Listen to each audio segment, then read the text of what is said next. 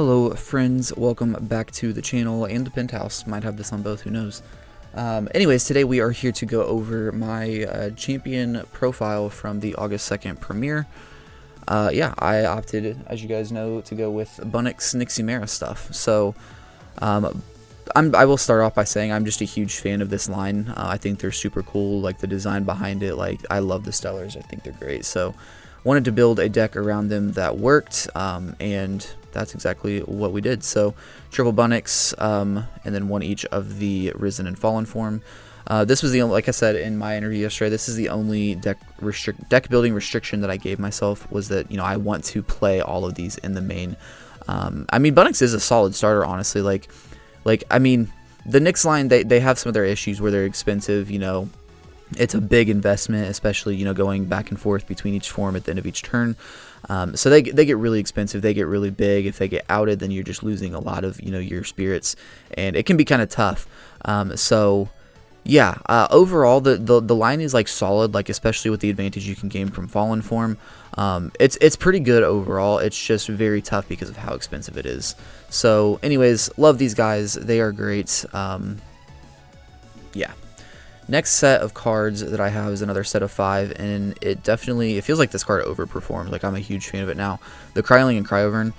So 3 Ling, 2 Vern here. This card is insane. I've played Frost because I'm a more Frost fan as well for a while now, and I've never really, like, you know, tried out Kryling for some reason, and it is absolutely insane. Like, it synergizes very well with the Nyx package, because you can go, like, early game you can go Stellar, use its effect, expend the 1, and then most of the time the Stellar is going to get outed before you can ascend, right?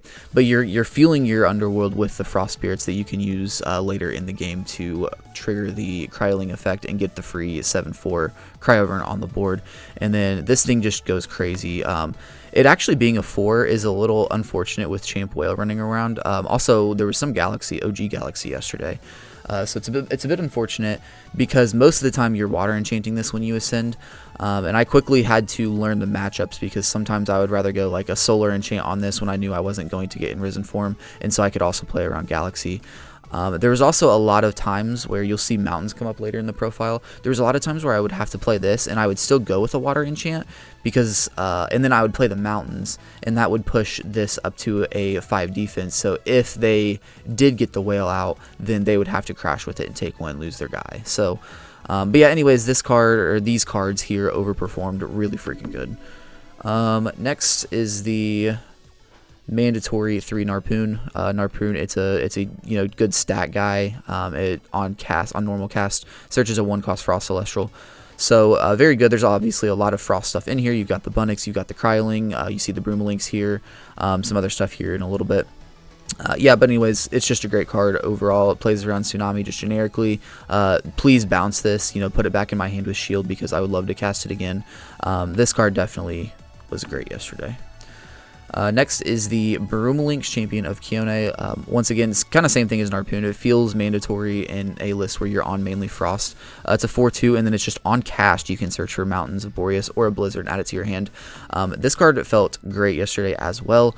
Getting the Mountains, like I was saying, to protect the Cryovern felt really good. Also making this thing a 5 attacker, very good. Or, you know, if you just wanted to get the Blizzard to hold on for a, you know, more crucial point later in the clash, felt really good for that as well. Yeah, overall just a great card. Really, you know, glad that we got these marble borders for the Broomalinks. Next is the triple Ash Rabbit. Went back and forth on if I wanted to include the bunny in this deck. I think I had 2 Eddies and 1 Catarant in these slots, and it just didn't really feel like they were coming up. And obviously Rabbit is Rabbit. It is insane, especially, you know, when you pair it with Champ Galaxy, you see here. But also just having like the extra starter that can find the back row or find the 1 card that you're missing, it kind of goes crazy. So I think in total there was, if you count the Rabbits, the Broomalinks, the Narpoon, and the Stellar, there's 12 starters in this list, things that you would want to play going first to gain advantage. So yeah, Bunny obviously kind of mandatory and everything, and honestly I'm glad I did play it yesterday. Next, we have the triple Galaxy Champion of Poseidon. Not much to say about this card. It's one of the best cards in the game right now. The stat swap is just so great. If you get it out next to a Rabbit, it just goes crazy. Like, getting the double 5 attacker, it's just goes hard. And then this is on receive, obviously, so you can do it over and over again every turn if you need to. I think that only actually came up once in this list yesterday, where I had to enchant this a second time to get another flip, and it was in one of the top cut matches. I don't remember which one, but yeah, great card here. Next, we ran the one of Enfrostix. This I felt actually was a mandatory thing because it just synergizes so well with multiple cards. So like with the Nyx line, the Enfrostix can obviously bring something back to give you something to ascend over if you have, you know, Risen in hand. So that's one thing it does. It also allows you, like late game, let's say you have one Cryoling in hand, you have enough Frost in your Underworld, you cast Cryoling, instantly ascend, then you can play the Enfrostix, bring the Cryoling back, and that instantly ascends again to get the second Cryoburn out. I did that multiple times yesterday. I was actually looking to do that in the finals yesterday because I had this thing sitting in hand, but I couldn't find the Cryoling. So if you go back and watch the video, you see there's multiple times I'm picking up my Underworld, like, where's my Cryoling? So yeah, this card is great. The other synergy that I wanted to point out is Broomalinx actually just reads when you cast this Broomalinx. So you can actually Enfrostix the Broomalinx back and trigger the effect to search for mountains or blizzard. And so for that reason, I opted to run one of each. Ran the mountains and I ran a blizzard in the main deck.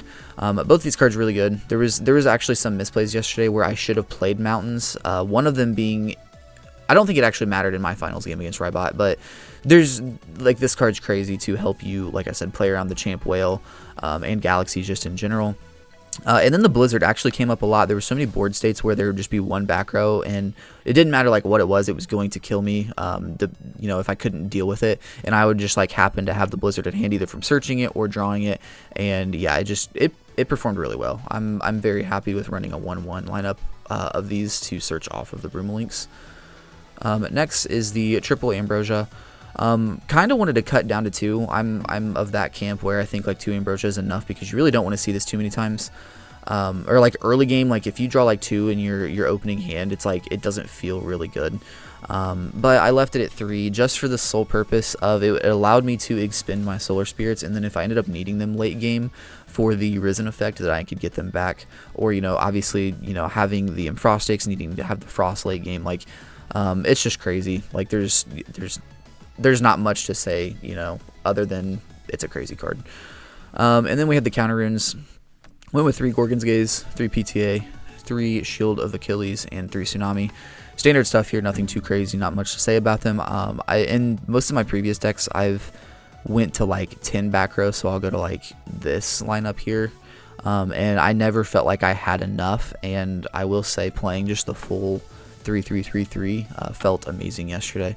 Yeah, I don't think I would have changed anything about this. I was messing around with like other stuff with the Nyx line. The other stuff I was working with was like Altar, Divine Blessing, stuff like that, just to, you know, try to take advantage of the extra spirits on Nyx. But none of them really came up often enough to where I felt like I should run them over just the generic counter suite. So yeah, that is the main deck right there. Like I said, felt very good about it. I do think Nyx is better in a Frost list over a Solar list. However, there are some cool stuff in Solar, and I think that is a very underexplored parts of the deck. So yeah, if you guys are fans of Nyx, definitely give that a try too, because cards like this exist. This Exaltus, that something's killed in battle, you can just cast this. Helps with the Nyx strategy as well. Plus, they're ethereal, so you can search them with Exaltus. There's a lot of synergies as well there. So for the Spirit deck, we ran 1 Owloon, 2 Zaptors, 3 Luminapes, 5 Leviathans, and then 9 Flurmines here. Felt pretty good about these numbers here. Wouldn't have changed them at all.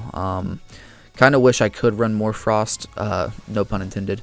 But I couldn't go lower on any of these. It just didn't work. So completely fine with this. And then having the 3 Ambro, you can just get back whatever you need. Felt pretty good about this. Wouldn't change a thing.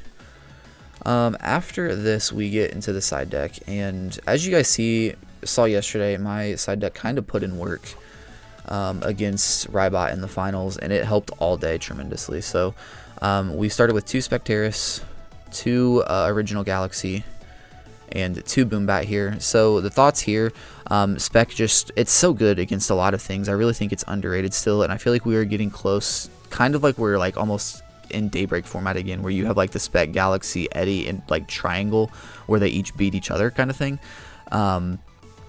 So yeah, like there was some games where I would cut down, like if I needed one of these, I would cut 2 Bunnix game 2, and then I would side in the 2 specs, and then if I wanted to get into the Bunnix stuff, I would just search it off of Narpoon. Worked out very well for me. So yeah, spec MVP came in. I mean, you guys saw it come up multiple times in the finals. Galaxy, I think I might have sided into this one time on the day. It's one of those cards that it just needs to see the right matchups for it to do well, and I just didn't see those matchups that often. And then Boombat just gets rid of big guys. I also brought this in against Rybot yesterday to deal with like the Heliolith and whatnot. It may not have been the best call, but there was stuff I wanted to take out of the main deck, and I wanted to bring this in. So, that I needed to bring something in for it. So Boombat made the cut there. Next to Cryoblast. Cryoblast is Cryoblast. Very good card. It's just very dependent on the matchup, so I don't think you can main deck it at this point in time. But yeah, very good card. It kills a lot of matchups.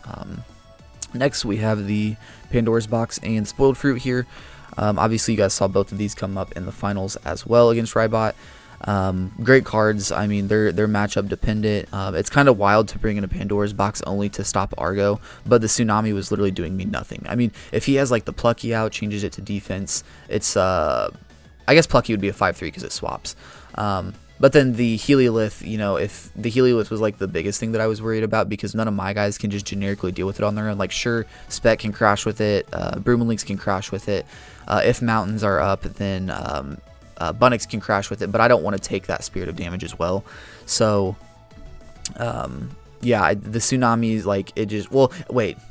No, I'm thinking of this incorrectly. If I Tsunami the Heliolith, I can't take it out with any of those guys because it's in defense. Okay, my bad. Anyways, you get it. So Tsunami was bad, and so I obviously brought in the 2 Spoiled Fruits because I knew he was on Calfmel and Sluggle. I wouldn't have brought this in if it was only Calfmel. It was the fact that it was Sluggle was the reason that I brought this in. And then the 3rd slot, I just needed something else, and so I was like, okay, the Pandora's Box stops Argo, and that's something that, you know, I struggle to get around. So worked out in my favor.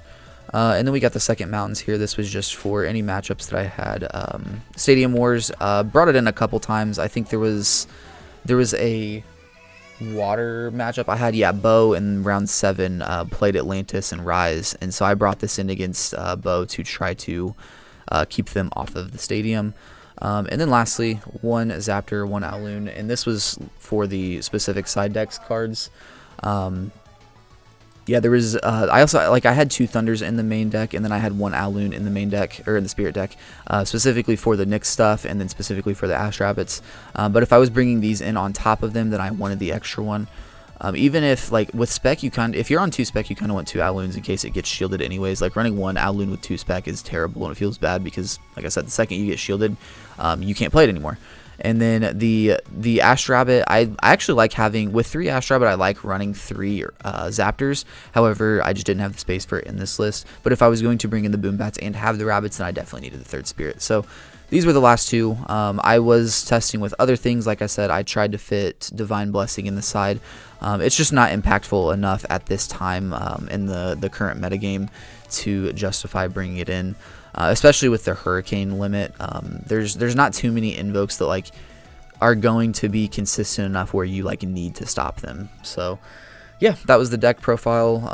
I'm super happy the matchups went in my favor yesterday, that I was able to win with Nyx. Really just wanted to put it on the map. I don't think it's one of the best cards in the game as of yet. I think this package has potential for the future depending on what comes out. Super excited to see new stuff that comes out, but yeah. Give the deck a try, like I was saying in my interview yesterday. Be creative. I've always been, like I said, kind of a net decker because I've always thought that, you know, other people were smarter than me, and, you know, whatever they came up with was just much better than what I could come up with. And I'm kind of glad that I was able to get this list together, and I had a lot of help with it too. So shout out to everyone who helped me with the list. So yeah, hope you guys enjoyed. If you did enjoy the video, please leave a like, comment down below, let me know what you think, let me know if you have any thoughts, and please subscribe. It helps me out a ton. But yeah, until the next time, we'll see you later.